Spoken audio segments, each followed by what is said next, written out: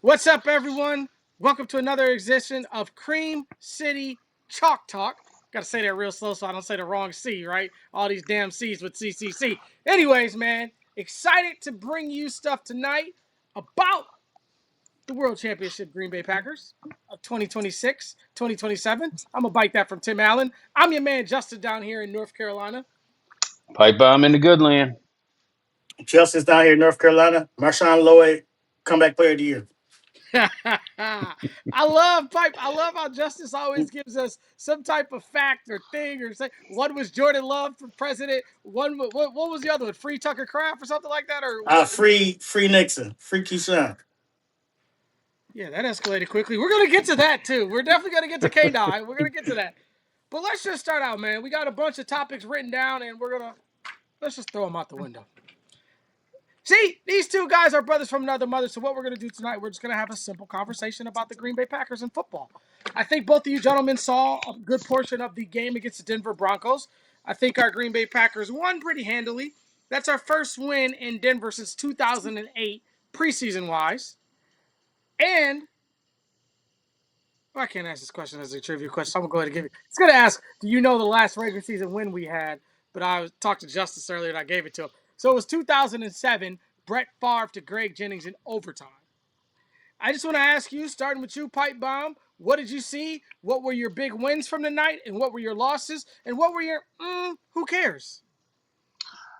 Most of the game was who cares. It was nice that they sat there and scored more touchdowns. It wasn't just field goal city. That was good to see. You know, um, but at the end of the day, it was nice that they got this win in Denver. Blah blah blah. But at the end of the day, it don't mean nothing.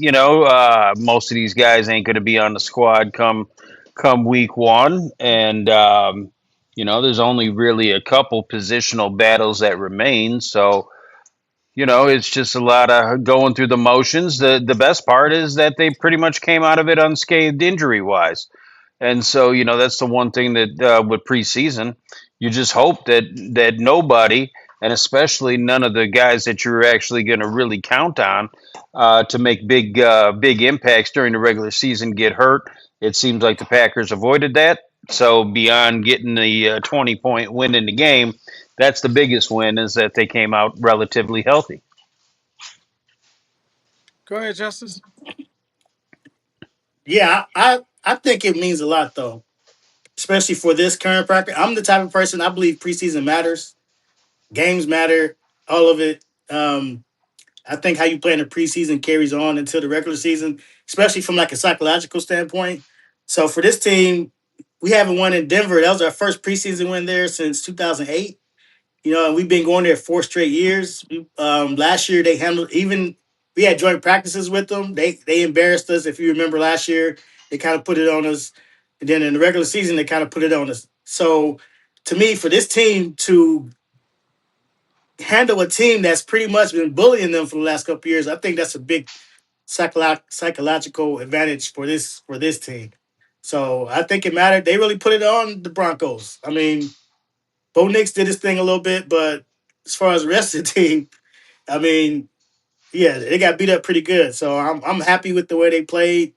Um, hopefully, this momentum can carry on into the regular season. Yeah, so for me, I saw our first string offense finally get into the end zone was a big win for me. Some of the guys that are kind of on this bubble, and we're gonna get to the bubble. That's the next thing. So I'm gonna kind of segue into this. Um, Will Shepard with a touchdown pass from Tyrod Taylor, Anthony Campbell in that crowded defensive line room with another sack ran right through Denver's guard, and then can't forget Mark Perry. It seems 2 weeks in a row. Pipes, aka Milkman, the lunchman, Mark Perry is finding a way to make plays. And so I'm gonna ask you, gentlemen, anybody on the bubble that you're extremely looking at that you should definitely see make this team? We'll start this one off with you, Justice. Man, you mentioned Anthony Campbell. I mean, he's been in every training camp update I read, he's batting down passes, he's making his presence felt. So I mean, it's gonna be tough with him, Jonathan Ford. You got Stackhouse. I think those three are battling for one spot, maybe. But I mean, if not, he's a good practice squad candidate. A lot of these guys they're gonna stick with the team. So yeah, I'm excited to see what that trio Ford, Campbell, and Stackhouse can do, especially against the joint practices against the Cardinals. If what I saw of the Cardinals, their all line sucks. I mean, the Cowboys just whipped them. Period. So I'm expecting these guys to do the same. Make some money out there against these this weak ass line that the Cardinals got. Yeah, Campbell is definitely interesting, and I always want to call him Luther instead of whatever his name is. So hopefully he earns that that nickname or something. You know what I mean? But Justice, I will say, okay. So what Super Bowl is we working towards this year? What is it, Super Bowl 60? Okay, so how many years in those 59 years that have been played already? How many of them years had preseason games? That's a good question. I mean, All of them, right? I assume all of them. Yeah. So there's only been three times that a team has gone undefeated in the preseason and won a Super Bowl. So I know you think that these games matter, but only three times has a team gone undefeated and won the Super Bowl. Take that for what it is. I just use that because it helped booster my argument. But Luther Campbell, I hope he does good things. But I would say though, from just like a team building, like like I said, just from a psychological perspective, if you are carrying momentum, to me, momentum is real in football. The Packers lost what, four straight to end the season, and then look how they lost in the playoffs. So, I mean, to me, momentum is everything for a team. You got to take the wins wherever you can get them. Sometimes. Momentum is a real thing, but when you sit there and you have a 2 week break between the last preseason game and the start of the regular season, that momentum fades away. Last preseason game for all you listening and are not aware, will be this Wednesday. Go ahead, Justice. Wait, you sure it's Wednesday? I'm almost positive Check it's it. No, I I, think they got the joint practice on Wednesday. They practice tomorrow, and then they got the joint practices. It might be Friday. let me check it. I might be Yeah, let me off. check. It is Friday, August 28th. You are right, my brother. My apologies. How did I not forget? I'm not gonna tell you how I forgot that because I'm gonna get myself in trouble already. Not even 10 minutes into the episode, and I get in trouble. Yeah, I hear what you're saying. I hear what both of you saying. Both of you got good points for it. But however, you do need some of these guys like Anthony Campbell. And not only is he beating those Denver Broncos guys, but he's been beating, and this is the guy I think we need to spend a little bit of time on, Anthony Belton. How bad of a camp is Big Escalade from down here at NC State University having right now? It's tough to watch. And maybe, so I'm going to ask both of you, and we'll start with you, Pipe. Is Anthony Belton's biggest problem him playing the guard and not the tackle? Or what do you think it is? Because he's getting destroyed by all of these guys. Pick a guy. Yeah, I want to say, and this is probably just positive thinking.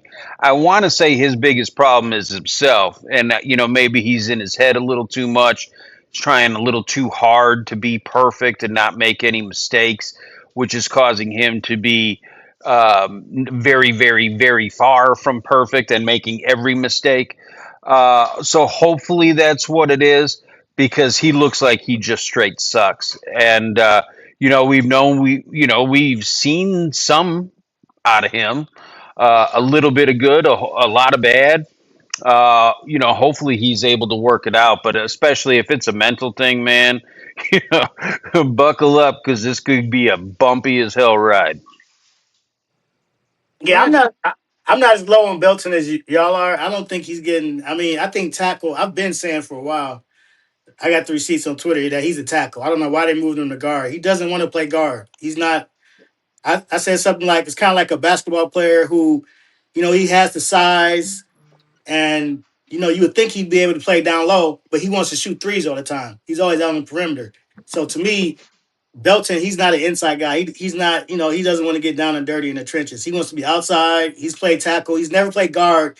At any point is, well, I don't know about his high school life, but in college, he didn't play guard. He started playing guard last year in the middle of the season. So I think tackle is his best position. Now, for as far as him seeing playing time at tackle, it probably won't happen. But I will say I was gonna say Zach Tom. Zebach, he hasn't been the most healthy person. I mean, he's a great player, but I mean, he's probably missed time damn near every year. So he's coming off injury, another injury. So I mean, at some point they might need Belton this year. I'm just saying at tackle. Yeah, I mean, and it's not about being negative. So I mean, so you're saying that basically he's going to be your swing tackle and that's it then. No more of this guard stuff because we see Jagger ragtail throwing dudes around like he's throwing me around in my 147 pounds soaking wet, right? In the All preseason pro game. Zach Allen. Huh? All pro Zach Allen Where's he was from? the guy who was throwing. He was tossing Zach Allen around. It's that one clip that's going around. Yes, that's the one I sent y'all with the best meme ever. Pancakes. Damn, I just got Uh smacked in the back of the head. Maybe the ghost oh. maybe the ghost of Anthony Belton wants me to put this down. Yeah, he's coming after you, man. Jeez. Look, Might have man. been Zach Allen. Might have been. Who's he, right? Who's she, right? That's Pipe Bomb. Who's she? Anyways, like I get it, but look, bro, he's struggling to me, and it looks very, very bad for him because he looked pretty decent last year. And at times, you're right. He's shown. So I would guess I'm going to ask you. And I'm taking a long-winded answer to this. Is my bad, and a long-winded way to set this question up. So is he now your sixth man, your swing tackle? When you flex the big offensive line, goal line formation, and stuff like that, what do they call that? Jumbo package? Am I right on that? Yeah. So is he your jumbo tackle then, Justice? Well, you remember? Man, I'm gonna throw one back. Remember the U-71 package? It was another 71. This was back in the Mike Sherman days, man. I can't think of that tackle name. You got is it Barry something? You gotta look it up. Back in the day, number 71, he was the sixth lineman, and Mike Sherman used him a lot. So anyway, I think Belton will be your sixth tackle, though. I mean, sixth offensive lineman for sure. I don't see anybody else leapfrogging them. They got John Williams, who's actually he missed all of last year. He's been okay. He got beat by a little. He gave up a few pressures the other day, but he might be your seventh guy. And then you have Kennard. I guess they're going to keep Kennard probably. And then you have Donovan Jennings, sorry. And it might be another guy I'm missing. So your U-71 package Mike Sherman used on short yardage and power running situations. Right tackle's name was number 71, Kevin Barry. Kevin Barry. Okay. Yeah, Kevin Barry. Shout out to Kevin Barry. Wow, nice memory. With Belton, the problem is that I don't care where he's comfortable playing.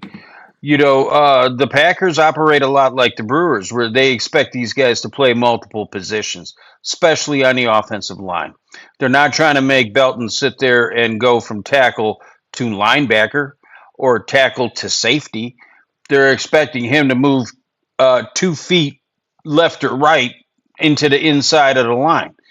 It's been this way forever, ever since J.C. Treader, sat there and played every single spot on that offensive line.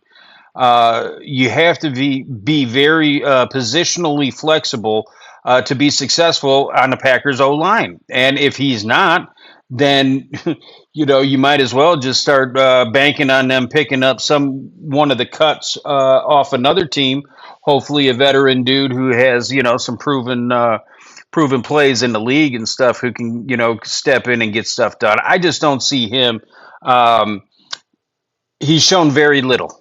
And so I don't see them sitting there and saying that he's an absolute must have on this roster, especially if there's no flexibility there. Yeah, I mean, yeah, that's true. But I don't see them giving up on him. I mean, what this is second year. They still got 3 more years of him.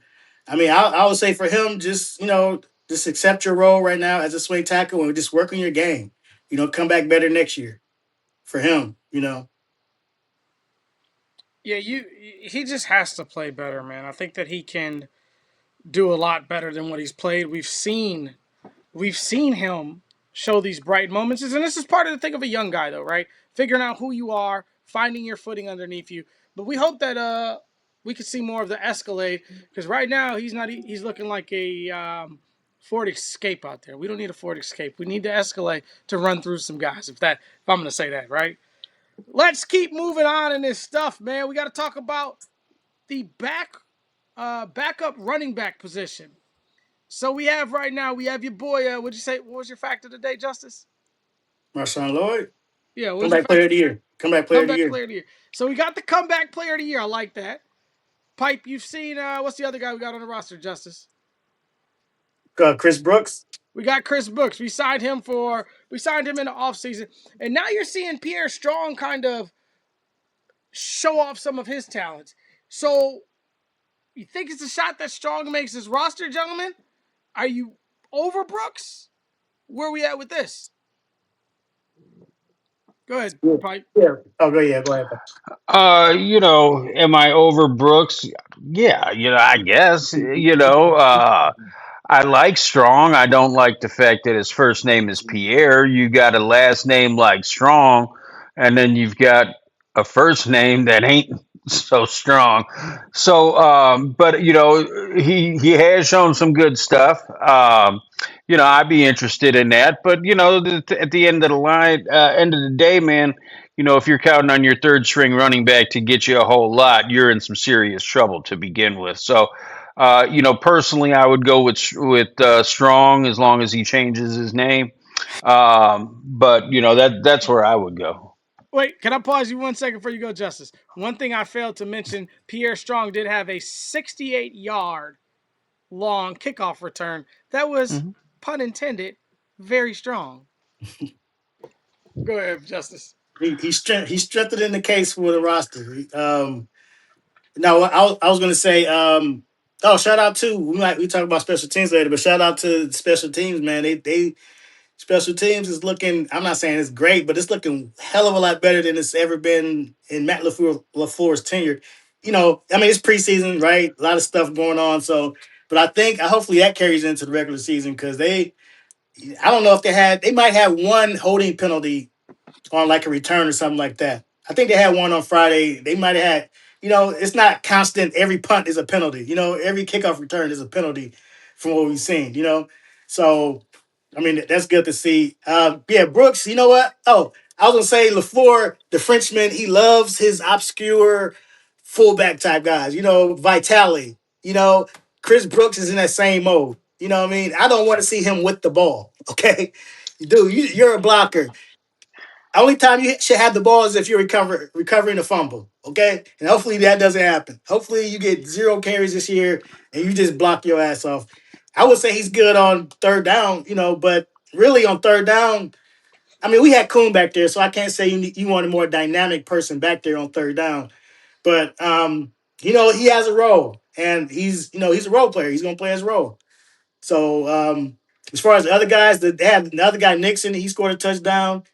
So Strong, yeah, he's definitely practice squad for sure. I don't know if they keep four, but he'll be around for sure this year. Well, the thing is with Strong, though, we don't right now with the Josh Jacobs situation in Lou. What are we gonna do? Is he gonna be suspended? Is he not? What's gonna go on with that? So I think if he is suspended for 4 games, you gentlemen correct me if I'm wrong, but we can add the third running back then, and we can make a final decision as we get closer to week 5. Is that correct or no? Right, but I think do you trust Marshawn Lloyd? I don't know if I trust Marshawn Lloyd to carry the load at this point. So I do. That dude's he is just straight stacked, and I we'll see, man. Hopefully, the thing with the Jacobs, you know, that's the problem with the NFL. They drag some of this stuff out, and usually you would think that the longer it goes, the less of a chance that Jacobs is going to get any kind of suspension. I think one is coming just because of the bad headlines. That granted they only lasted a few days in Green Bay or whatever, but they were out there, and so just because of a bad headline, I think the NFL is going to sit there and throw something at them, especially when the paper and all the reporting went so far as they wanted to make it sound so salacious that they had to put in the word strangulation. And there's certain words that when you read them, that make you do a double take and say, "Oh, damn." Well, that's one of them. Okay. But since the whole story has come, no facts, like there's really no facts being released that he's done anything wrong, that he was in the wrong in what took place. Um, so, we're basically the same place we were when we read the article. Like, oh, wow. And then it's just been radio silence. We haven't heard squat. So I just hope this isn't one of those situations. We saw it for a long time. Like Pac Man Jones is a perfect example. That dude got arrested 800 times, never got, wasn't really charged with anything when he was playing. And he kept getting suspended because they kept arresting him, but then they wouldn't bring charges. So who's in the wrong there? I say it's the league, innocent till proven guilty. But with the way that the criminal justice system works, you can't have somebody like Deshaun Watson or whatever have 87 chicks with these allegations on them and let him play. So I understand it. It's not a good situation. I just want to know one way or the other, so the Packers are able to sit there and prepare for it. No, great Right. points. The Yep. the Pac-Man getting arrested 82 times is crazy. But He good pro- did. He good did, and they never brought no charges on him. It was so bad with Pac-Man, man. He rested Pierce. Chris Henry, his teammate, even got arrested with him a couple times. Like the guy, man, Pac-Man is just. But he's such a great podcaster, so maybe he should have been podcasting from the beginning. I did write down a couple things from you gentlemen that I wanted to dive back into. First thing is justice with the special teams, though. I think that's a good talking point for us. We need to figure out what do you gentlemen like from this special teams. And I know that Justice, you referenced earlier, that is just a preseason. But however, we didn't see our special teams look this good in the preseason ever in the past few years. So, Justice, why don't you start out with that a little bit since you kind of touched at that topic, and then just to give you guys kind of a preparatory for what's next, I want to kind of talk about this Deshaun Watson stuff if we could for a second. Yeah, I mean Cam Akor, shout out to him. I did talk shit about him. I said he has the tendencies of a cokehead, but hey, that's what they might need, But Wait, where did you say this at? We didn't hear this. I didn't say it on the show. I didn't say it on the show, but some of his mannerisms, man, he looks like a guy that partakes. Oh boy. And hey, that's what he got to do. That's what he got to do. No, I would say watch the interview he did about when he got he came from behind the podium and he was showing how to hold a kick and doing all that shit. And he was doing some like I'm telling you, cokehead like type um gestures and mannerisms, man. I don't know. He may not be. He might be sniffing Adderall or something. I don't know. He's on something. Whatever he is, don't get off of it. But I'm sorry. I digress though. But but you're right, bro. Because you know what? With our special teams, you know how it is usually in the preseason. Is guys running onto the field at the last minute. It's 10 minute on the field. It's constant holding penalties. And this special team, they did give up kind of a big, one big return, but the punt coverage has been pretty good. Kickoff coverage, good. Um, the kicker doing good. So I mean, he's off to a great start, man. Yeah, like you said, and great point with them being a lot more, at least looking a lot more organized than they have in the past. I noticed that too. I was sitting there and torturing myself watching that preseason game, and it got to the point where I'm sitting there and I'm like, oh man, the special teams actually look good right now. And then immediately after I said it, they allowed that long return, and I'm like, oh shit, well here we go again. You know what I mean? So, Right. so far it looks great. It means nothing. They got to bring it in week 1, week 15, week 18, hopefully all the way to the Super Bowl. But as of now, it looks a hell of a lot better than it did. But that ain't saying much because they had nowhere to go but up. Yeah, we Right. definitely were. The Never mind. We don't leave it alone. All right, I got a question for y'all. Complete Cream City curveball question, completely off the record. So I have the opportunity to look at the Patriots defense, the Jaguars defense, and the Steelers defense for my fantasy team playing Trey Crosby. By the way, Mr. Nike sponsorship himself, because he keeps running from the Cream City Chalk Talk. I get why is he running, Pipe? Well, if he's Mr. Nike, it's because they lost all their value. So, I think Troll Crosby is scared to come on with the boys. So I got I said him up so bad. I got the Patriots, I got the Steelers, and the Jaguars. Which one of those defenses should I go with, my brothers? I mean, I had the Patriots too. I had them last year, so I mean, I would go to out of those Patriots. Okay. Same Then thing with Jacksonville. I'll tell you guys both this. I don't give one flying falafel about either one of your fantasy teams. Jesus Christ. All right, moving on. Moving on. Before we get to Deshaun Watson, because I think that's a good thing, I wanted to just bring you guys up to breast on a little bit of stuff. Minnesota Vikings quarterback room look absolutely, what'd you say? Falafel. Is that the word? They look Yeah. like a bunch of falafel, sugar, honey, iced tea, bull schnitzel. What Joe Biden say? Malarkey. Any other ones? Oh Man. yeah, all that good No, you got stuff. it. Yeah, you got it. So all of that. Did you gentlemen catch anything about the Minnesota Vikings? And then also, Lucky Charms boy. He didn't look too good against in those joint practices. Closed out a practice with a pick. 2 for 5 from the. I'm not gonna put much into what he did during the game. Joint practices. The practice closed out kind of disgusting. And then the Lions, we didn't hear much positive or negative, so I guess that's a win for them. But what do you guys think about the stance on the NFC North and the way preseason and training camp is going with some of these other teams as we sit the 23rd of August, 2026, in the year of Pipe Bombs, Lord? Go ahead, Pipe. Kick it off for us. Again, I don't throw a whole lot of weight into the preseason. I know for a fact that Minnesota is going to be garbage. We all know that. You don't have to look anywhere past the quarterback room. Kyler Murray is an upgrade over McCrappy, but how much of an upgrade? Who knows? That team's going to struggle and struggle mightily. We all know that the horseshoe, even though they had it sideways up their butt, ain't going to be there for the Bears this year. They're not going to win all those comeback last second BS games. Sports don't work like that. So, you might be, it's like the fat girl going to prom. You might get lucky once, she ain't going every year. And so that's going Unless to you be can the. go with me.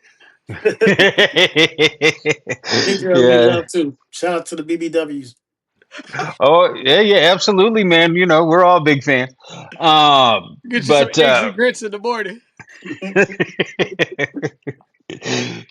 then we'll see what happens with Detroit. I think Detroit is ready to bounce back.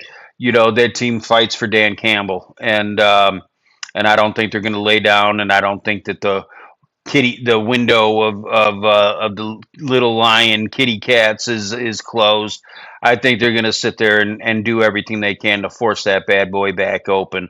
So I think when it comes down to it, the race in the division is going to be between us and Detroit, and we'll see what happens.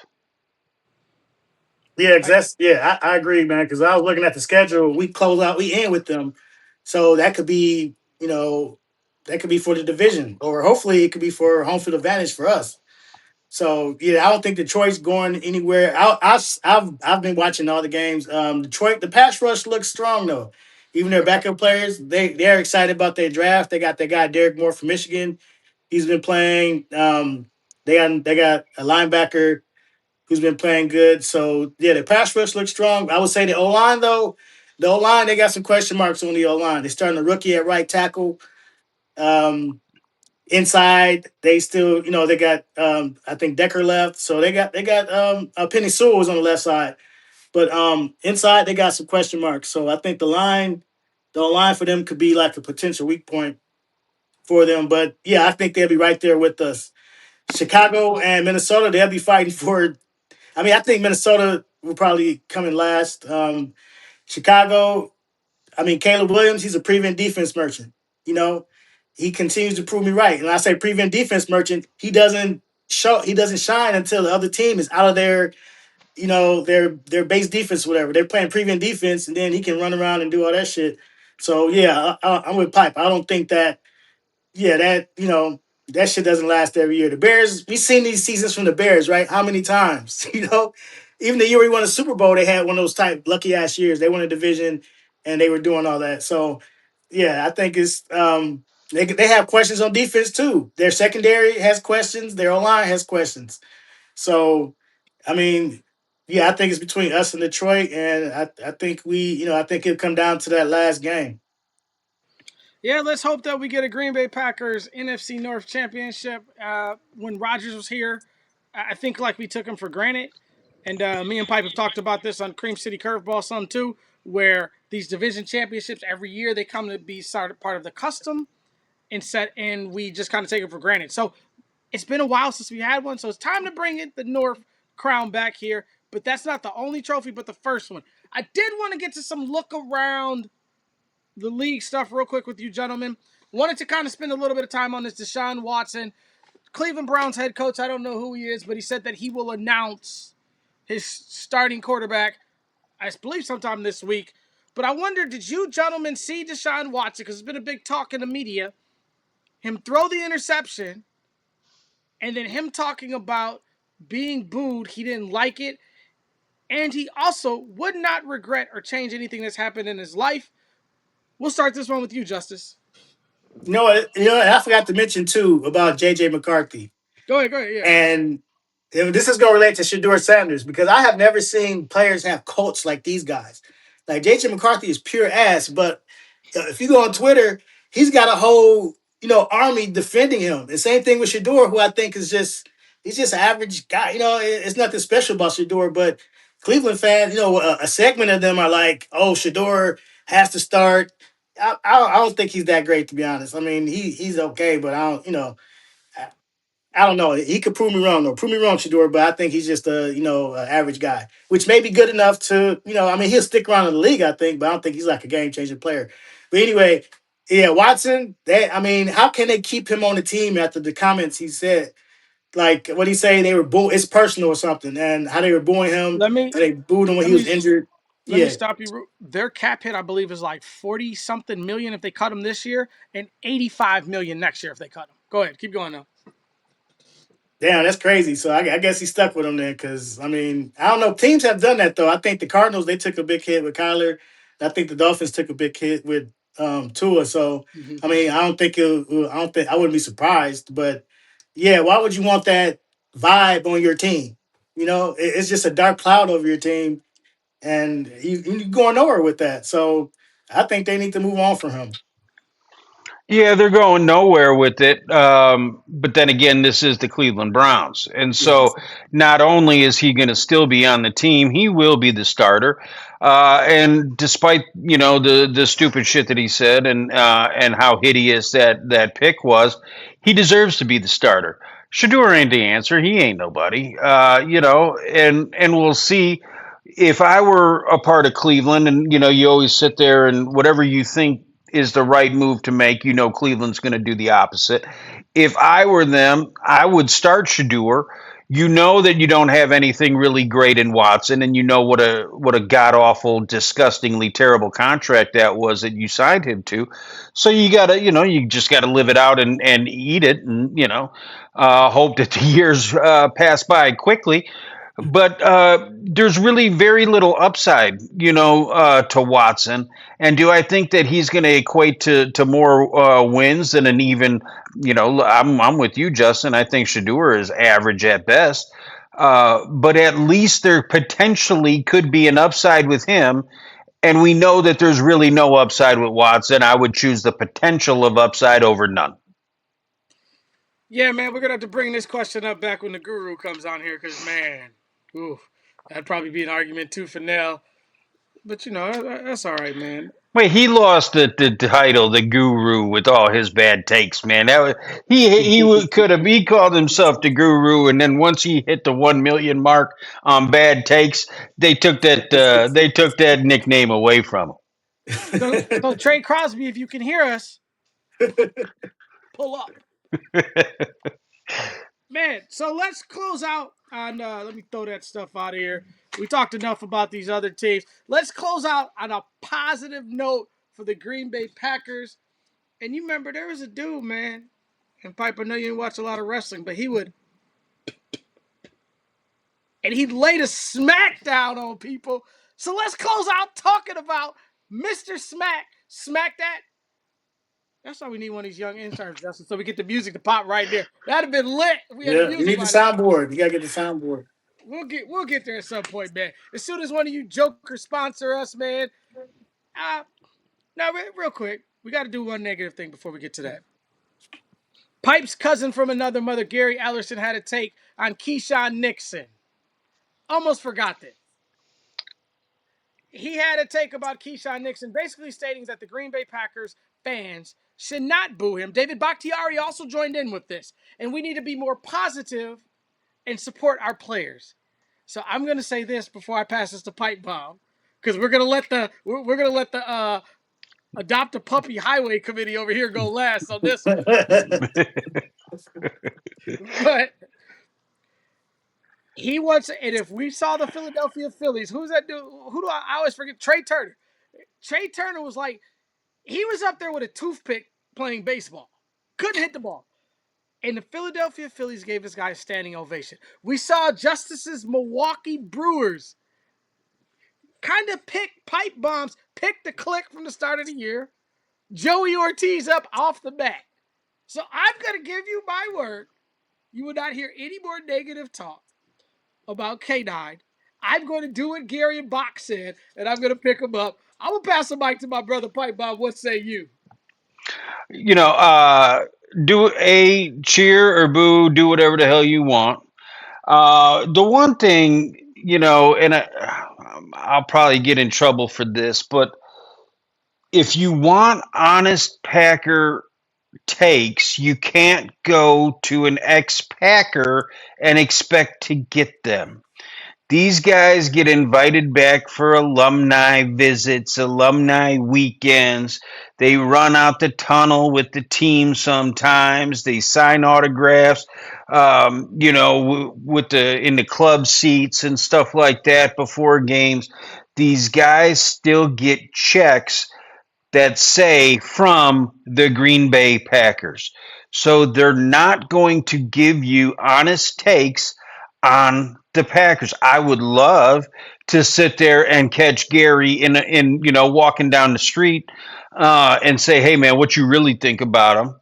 And hear what he had to say. I'm not saying that it would be different than what he put out there. Maybe Gary is like that, but you're not really going to get the truth out of those guys. And so would I cheer him? Hell no. He sucks. He sucks. But he might not suck enough that we don't have anybody better. Go ahead, Yeah, Justice. The floor is yours, yeah, my brother. man. Look, I ran a poll on Twitter this week, right, of Packer villains. And it was Keyshawn Nixon, it was Brandon Bostic, it was Martellus Bennett, it was Kevin King. And Keyshawn Nixon came in fourth. So I mean, I think more, but to me, he was getting like Brandon Bostic level hate, like Kevin King level hate, where yeah, the fans are just done with them. So I think, Keyshawn, okay, so I'm adjusting my adopt a puppy thing, right? Don't get a pure breed. Don't get a golden retriever. Don't get something good. You got to get a mutt. You got to get a rescue dog. You know what I'm saying? You got to embrace that mentality. Like you're a mutt too, Keyshawn. You're not a pure breed. You weren't a first round pick. You're an undrafted free agent, man. Go ahead, get you a mutt. Carry that around with you. You know what I mean? Because I think they're gonna keep him. I don't think he's going nowhere. And hopefully, I'm like Justin. I think Gary said that we don't have anybody better, like Pop Bomb said. So we just keeping them because we don't have anything better. We don't have any better options right now. So unless they make a trade or something, or I don't know, he's gonna be on the team, y'all. So hopefully he makes some plays. Hopefully he's more of a asset than a liability. I know that's asking a lot. Is it Kamal Haddon? Is that the name? Am I pronouncing the name correctly? Yeah. That has the great. I mean, just an amazing story, man. If you do your research on that, we won't spend a whole lot of time. Let's get to Trey Smack now. Go K9, fight, fight, fight. Go K9. We want you to do well. Was that convincing, Pipe? Yeah, man, that's great, dude. Yeah, That's I'm, great. I'm come gonna on the order. show, Keyshawn. We got you back. We got your back, man. I'm gonna order the jersey. Anyways, You probably would. Oh, hey, speaking of jerseys, they got the jersey drop on Tuesday. The rivalry game. oh, Yeah. hopefully the powers that be didn't hear that because I'm gonna just tell them that's a gift from Pipe Bomb. Moving on. Let's talk about Trace Mack. 4 for 4 in the game against the Denver Broncos. Made a 59-yarder. All of his kicks are from the right hash. He showed a tremendous amount of accuracy from both hashes, I've thought, though, throughout this preseason. Made a 63-yarder in warm-ups, which, I mean, it's warm-ups, it's practice. Denver's air is thinner. But the kid is smacking the ball through the uprights. And, ladies and gentlemen, going back to our special team stuff at the beginning, this is a great sign. Do you feel like we have a kicker that we could be steadfast on? Or do we agree with Pipe Bomb? It's just preseason, so none of this shit matters. Go ahead. Who went first? I can't even remember. Justice, I know you're going to give it positive before Pipe closes out. Yeah, yeah, yeah. I mean, man, I could almost cry, bro. Like, seriously, I know it's preseason, but I'm damn near in tears seeing this dude kick the ball, man. And it's like the shit has so much, it has velocity, it has accuracy, like it's down the middle, bro. It's like no doubt it's making there. It's not drifting off to the left where you got to hold your breath. Is it gonna make a little curve in? Like he just kicking that shit right down the middle, bro. It's a thing to. I'm telling you, it's beautiful. Because we see, I was watching Detroit, their kicker, Bates, he missed a 55 yarder. Cairo Santos, he missed like a 53 yarder. You know what I mean? So I mean, we might. The guy from Minnesota is pretty good. I give him that. But I mean, dude might be a top 10 kicker in the league. Like already, I'm putting him in the top 10. I don't give a shit. He's a top 10 kicker, and he's not 10. I'm drafting him too. Go ahead, Pipe.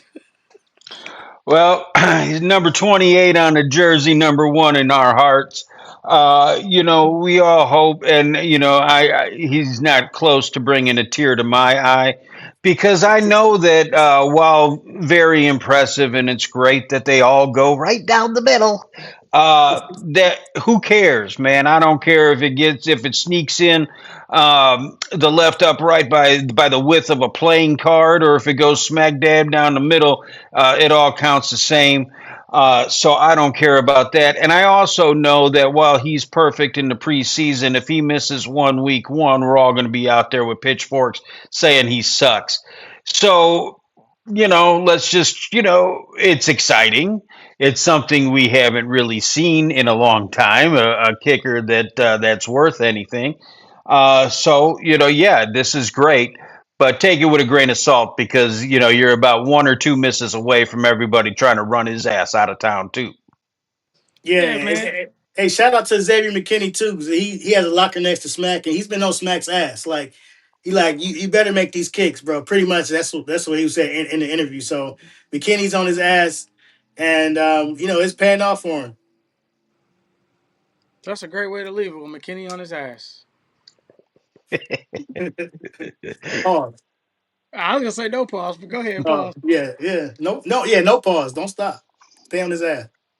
Do either one of you have anything else to get to tonight? We have the game coming up Friday, the LaFleur Bowl, August 28th. The only preseason game in Green Bay. The Flora brothers go head to head. Anything else you want to get at, or you want to talk about anything about the cards, or Yeah, big bro got it, man. Don't let your little brother come into your home. You know what I'm saying? And man, big bro got to show up. You got to put your neck on little bro. Put your foot on little bro's neck. Okay, don't give the Cardinals no room to breathe. Dominate their ass, bro. Yeah, who cares? Let's just get to week one. I'm tired of watching preseason. It's hard, man. Every time them games is over, it's like shit. I just wasted 3 more hours of my life doing nothing. But thank God for gummies. all right. So only thing that I want to hope from this Arizona Cardinals game is I want Sweat to stay in Lambeau in Green Bay after the team leaves. Leave him with us, and then you guys can go on back and do what you want to do. As far as the game, I think you're going to see a minority, a small amount of these guys play. And I'm with you. So what we'll do is we will bring you another show a day or two after the Cardinals game, and we will talk about what we saw from our vision. And then our next show after that, and I'm kind of planning with these guys on the air, we will do a show after the final 53 is released. Get ready for Badgers and Notre Dame at Lambeau. That'll be the next meaningful game in Lambeau Field. And yeah, man, that's all I truthfully have tonight. I don't have anything else. Well, we all know that you think the Badgers are going to win that one by about 100, because when we went down win loss on their record, you had them at 86-0, even though they don't play that many games. But Only about three of them, all three of them. yeah, let's just get to football that matters. Yeah, I'm with you, man. Let's go. We do have college football this weekend coming up, though. I believe we have the gentleman with the hottest girlfriend allegedly for a great grandfather's age in all of college football. The North Carolina Tar Heels playing the TCU Horned Frogs. Shout out to Fort Worth, where my mom lives. That's in, I believe it's in Dublin, Ireland, or Scotland, or one of those places where golf was invented. So it should be golf, not football. But anyways, so we got some football coming up this weekend to kind of wet your whistle on. That's a pause. But yeah, man, just get ready. We're gonna bring you this content. We're gonna bring it to you, and like these gentlemen said, we're gonna give it to you unfiltered, honest, and real from where we stand from. There will be no, oh, we're gonna try to pacify this guy or pacify that guy, man. So if Trey Smack misses one, look for me to get all up, set, crazy, throw some stuff, break some stuff, get smacked in the back of the head with a Packers surfboard. Anyways, this is a Cream City Media Group production. This is Cream City Chalk Talk. I'm your man Justin down here in North Carolina. Pipe bomb in the good land. Justice down in North Carolina too. We close it the same way every time. Go, Go, pack, pack, go. go.